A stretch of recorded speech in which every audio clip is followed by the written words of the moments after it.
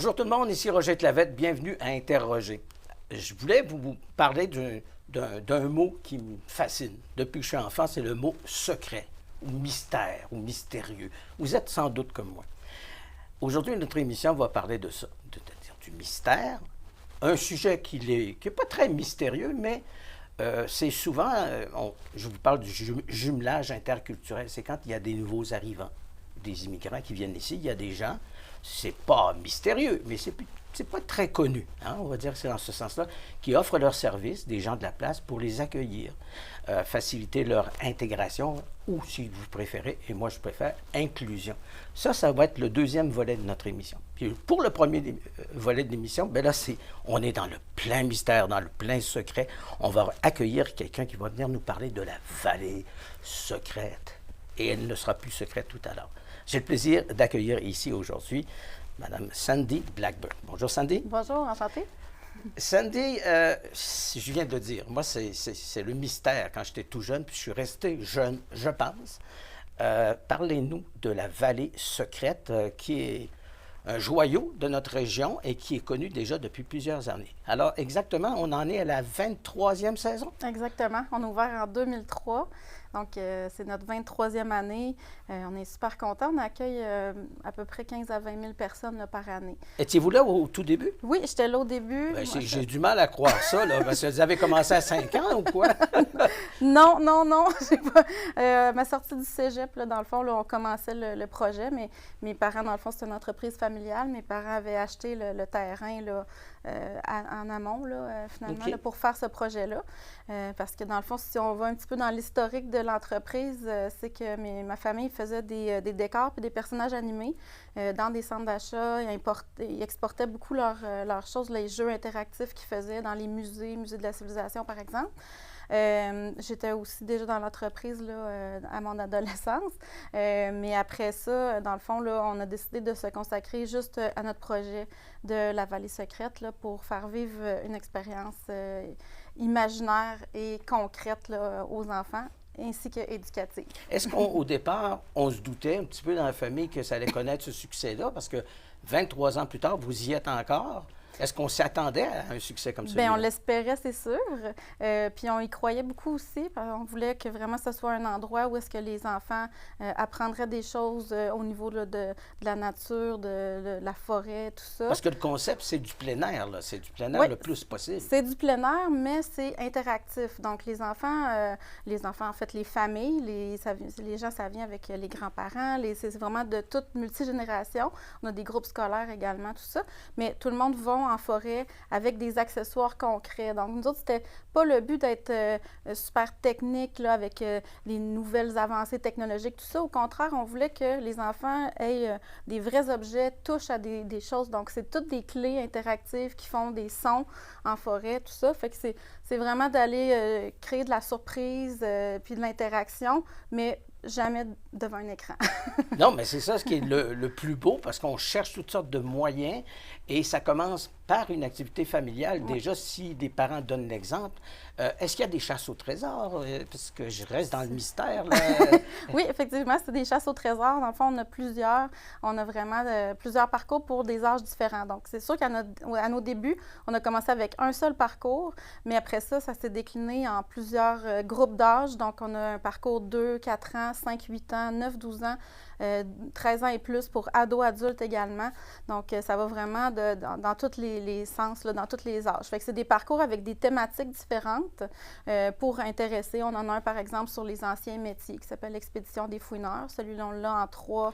Expédition des fouineurs, parce que les jeunes n'ont pas eu la chance non plus de connaître cet ancien métier qui est peut-être disparu ou en voie de disparaître. C'est un peu l'objet. C'est ça. Fait qu'on a 16 boîtes en forêt qui sont cachées un peu partout. Les gens ont une vraie carte, donc c'est pas un GPS qui te suit. Il faut que tu apprennes à suivre une vraie carte. Ça peut être un défi des fois pour certains. Ben oui, parce qu'il y a des gens qui n'ont pas l'orientation. Hein? C'est ça. Dont moi, il faut m'encadrer très, très sérieusement, sinon vous allez avoir un autre mystère de plus à élucider. Mais en fait, en 23 ans, c'est jamais arrivé qu'on perde personne. Donc, les sentiers sont très bien Mais vous balisés. savez pas, peut-être que vous ne l'avez jamais trouvé. Non, non, on fait des blagues. Là. Il n'y a pas de danger de se perdre. Pas de danger de se perdre. Donc, c'est pour ça que je veux quand même rassurer les gens là, pour dire que au pire, les sentiers, ça tourne en rond, puis nous, on est à l'accueil, puis on est là pour vous remettre dans le bon chemin pour continuer le C'est parcours. une nouvelle saison qui commence demain, le 1er mai, là, quand on Oui. va regarder l'émission, ce sera plus tard. Mais d'une manière ou d'une autre, est-ce qu'il y a des nouveautés? Parce qu'on peut s'asseoir un peu sur son succès, mais d'une fois à l'autre, d'une saison à l'autre, qu'est-ce qu'on peut promettre aux gens cette année? Bien, à chaque année, on a des nouveautés. Là, cette année, dans le fond, ça va être plus à l'automne qu'on va probablement ouvrir là, notre nouveau sentier. Ça fait 3 ans là, qu'on travaille sur ce nouveau jeu-là, qui va se décliner en 3 niveaux de difficulté. Ça s'appelle les pisteurs, si j'ai bien compris, Oui, c'est ça? c'est ça. Ça va être sur la piste, justement, là, ça va traiter des traces des animaux. Dans le fond, c'est pour justement informer les jeunes comment faire pour voir. Plutôt comme ça. On va finir par le trouver. Quand Bon, on- voilà, oh là là. C'est ça. Quand Et puis, on c'est va intéressant. en forêt, dans le fond, il y a plusieurs choses qu'on peut voir. Des fois, on ne voit pas les animaux, mais on voit leurs traces, on peut voir leur caca, on peut voir du poil, on peut voir. Fait que c'est tout ça qu'on va voir dans les cabinets vitrines qu'on a faites pour vraiment faire l'interprétation. On va voir les crânes, tout ça. Fait que c'est vraiment. C'est intéressant. Hein? Oui, c'est vraiment Mais ça du ressemble beau, presque à un thème d'Halloween quand je pense à tout ça, des fois. Mais c'est pas ça. Non. Et ça commence et ça se termine quand, la saison, habituellement? Dans le fond, on commence là, début mai, comme à toutes les années, puis on termine juste avant Noël. Donc, on a 3 thématiques différentes dans l'année. Donc, en ce moment, ça va être les thématiques d'été qui vont commencer sur le thème des animaux avec nos jeux principaux. Mais après ça, à l'Halloween, on a effectivement un jeu pour l'Halloween, mais c'est pas Bon. épeurant, c'est fait pour les petits. Donc, on y va plus dans le côté coloré, mascarade, les personnages de l'Halloween. Puis après ça, on a notre parcours en novembre-décembre là, de Noël. Qui permet d'aller chercher plusieurs autres thématiques, finalement. Donc, Sandy, vous étiez là depuis le début. Est-ce qu'on reste enfant en s'occupant de trucs comme ça qui font appel à la fantaisie, au rêve, à l'imagination? Est-ce qu'on reste soi-même un enfant? Absolument, parce qu'il faut être connecté avec notre cœur d'enfant pour faire des choses comme ça. Donc, comme notre nouveau jeu sur la trace des animaux, on s'est questionné qu'est-ce qui est physiquement le fun pour les enfants, qu'est-ce qui vient les chercher, qu'est-ce qui les rend curieux, parce qu'on compétitionne en ce moment contre des jeux à l'écran, des films. C'est votre plus gros compétiteur? Bien, en fait, c'est que les enfants, tu sais, ont plutôt de la difficulté maintenant à s'imaginer des choses en réel. Tu sais, ça peut être, je veux dire, un film comme, mettons, Harry Potter ou d'autres. C'est très réaliste, là, à l'écran. Mais quand on veut faire vivre quelque chose de vraiment concret en réalité, donc c'est un défi, là, d'aller chercher qu'est-ce qui va piquer la curiosité des enfants, puis même des adultes. Comme je disais tantôt, là, souvent, les grands-parents vont adorer venir avec leurs petits-enfants, voir dans leurs yeux l'émerveillement. Puis on voit même chez eux là, des grands-enfants, des enfants qui sont restés quand même des grandes personnes, mais éveillés seulement comme l'est un enfant, comme peut l'être un enfant. C'est ça. Fait qu'on est toujours connecté, effectivement, avec notre cœur d'enfant. Puis on est aussi emballé qu'un enfant. En réalité, quand on a des idées, puis on est comme on dit, oh, on le fait, tu sais, des fois, après ça, c'est comme un laboratoire. Hein. Il faut savoir si c'est physiquement possible de créer un jeu que les gens vont toucher. Tout ça, c'est un gros défi d'avoir des jeux extérieurs, des jeux que les gens vont manipuler. Puis il y a des éléments de sécurité dont il faut tenir compte, hein, parce que Mm-hmm. vous avez la charge des enfants qui viennent vous voir. C'est pas rien comme responsabilité. Oui, il faut que les sentiers soient sécuritaires, balisés, tout ça. On est chanceux, on a un beau terrain avec beaucoup de mousse à l'automne. Il y a des champignons, tout ça. Tu sais, le décor est vraiment là pour... C'est le chemin de la traverse. Oui. C'est à Saint-Raymond. Oui.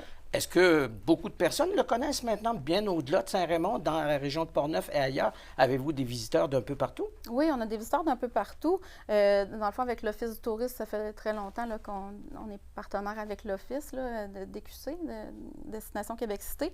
Puis eux autres font vraiment la promotion là, de toute la région, y compris Portneuf. Donc, c'est sûr qu'on est connu quand même assez loin. On a des groupes scolaires aussi qui viennent jusque de la Beauce et tout ça. Trois-Rivières, un petit peu plus loin aussi.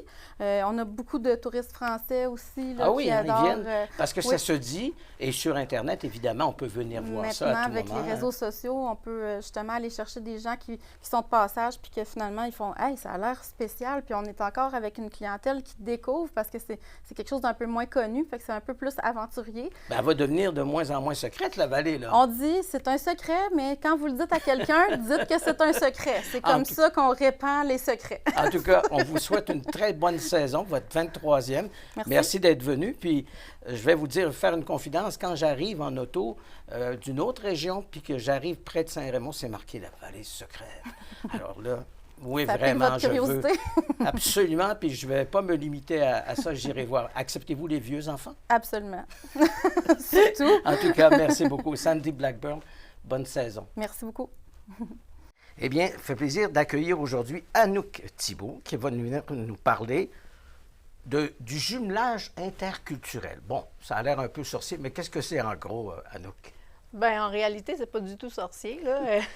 Moi, je travaille à favoriser le jumelage interculturel dans la MRC de Portneuf. Et puis, peut-être un peu, on sort un peu vers Jacques-Cartier. OK.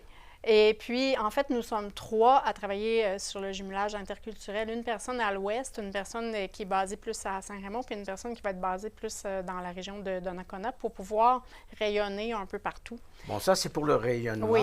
Mais c'est quoi exactement quand quelqu'un chez lui entend parler de jumelage interculturel? Le mot jumeau nous vient tout de suite à l'esprit. Qu'est-ce que c'est exactement? Bien, c'est comme...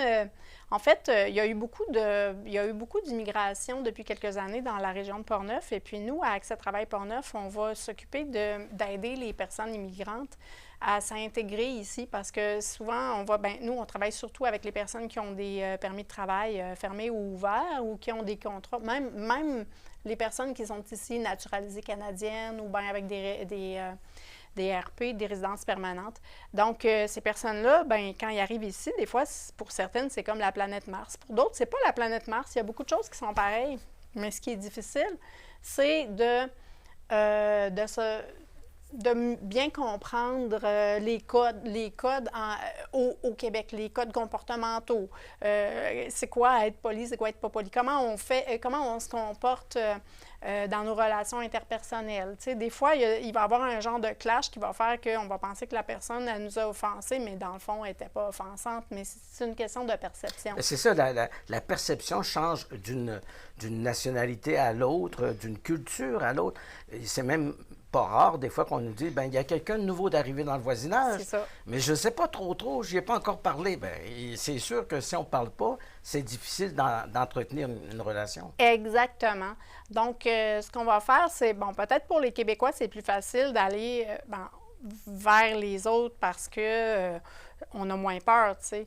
Mais quand on est toute seule de notre communauté, dans un milieu complètement québécois, peut-être que ça peut arriver des fois qu'on est un petit peu timide.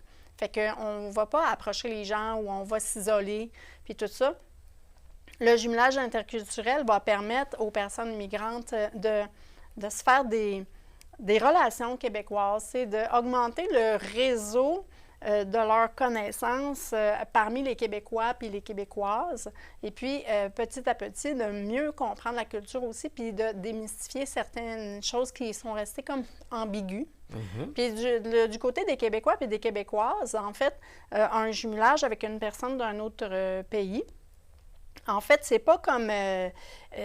la personne ne devient pas dépendante de nous, là. C'est un jumelage, c'est genre une rencontre à peu près 2 fois par mois, qui va durer entre 6 mois et 12 mois. Et puis la rencontre... Oui, c'est un petit engagement, d'à peu près 6 mois à 1 an. On aimerait ça que ça dure, là, tu sais, c'est sûr. Mais on se donne un minimum 6 mois, puis après ça, on continue jusqu'à 1 an. Et puis, cet engagement-là, c'est pas un engagement avec de l'argent, avec un échange de services, puis tout ça. C'est vraiment juste, tu vas prendre un café ou quand, mettons, il y a un spectacle au Pont-Tessier ou une activité, c'est de dire, moi, je vais aller là-bas, voudrais-tu m'accompagner? Ah. Parce que ça peut être des fois un peu déstabilisant d'aller dans une foule québécoise. Notre société, celle qui reçoit, la société d'accueil, s'en trouve enrichie. La présence des autres, c'est pas un paquet de troubles, c'est plutôt comme des défis auxquels tout le monde est appelé à donner une solution. Parce que les relations qui vont s'établir, il faut que ce soit en dehors du milieu social. Un travailleur social, c'est bien, par la force des choses, les nouveaux arrivants vont devoir aller voir des fonctionnaires. Mais là, on parle au-delà de ça. Il ne s'agit pas d'aller faire du travail de bureau avec les nouveaux arrivants. C'est de tisser des liens. On peut y C'est ça. arriver? Oui, on y arrive. J'ai des exemples qui ont très bien fonctionné. Moi-même, j'ai déjà été jumelée. Mes parents ont été jumelés. Maintenant, ils ont comme 80 ans. Puis ils sont encore amis avec leurs amis serbo-croates qu'ils ont eus. Ça fait vraiment. Puis ils ne parlaient pas français.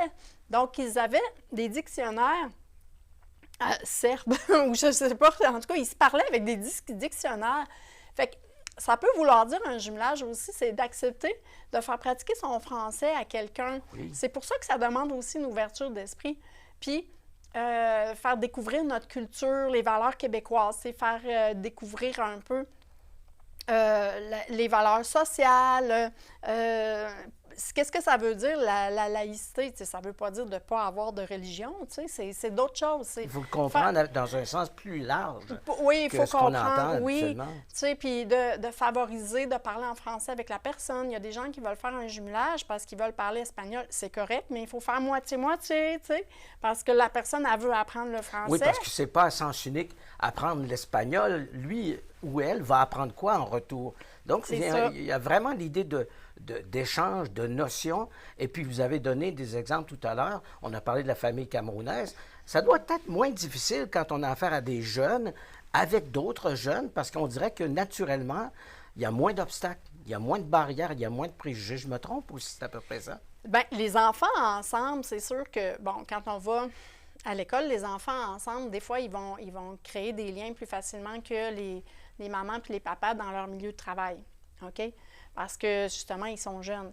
Mais le jumelage, c'est ça que ça va apporter, c'est que, tu sais, même nous, dans notre milieu de travail, ça ne veut pas dire qu'on va devenir super amis avec tous nos collègues de travail. Fait qu'eux autres, ils vont côtoyer plein de gens partout, mais ça ne veut pas dire qu'ils vont développer des liens.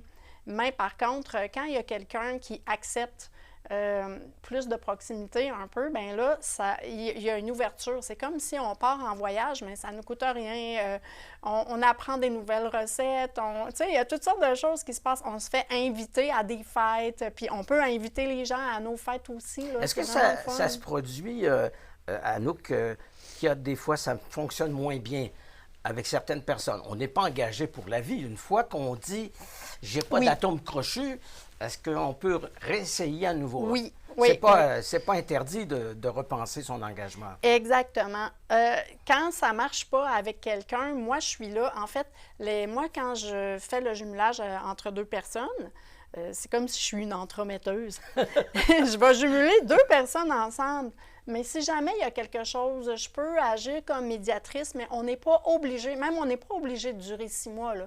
Si après la première rencontre, la personne dit « Ah non, ça n'a pas du tout cliqué, puis ça ne m'intéresse pas », mais à ce moment-là, moi, je demande une rétroaction quand même de ce qui s'est passé.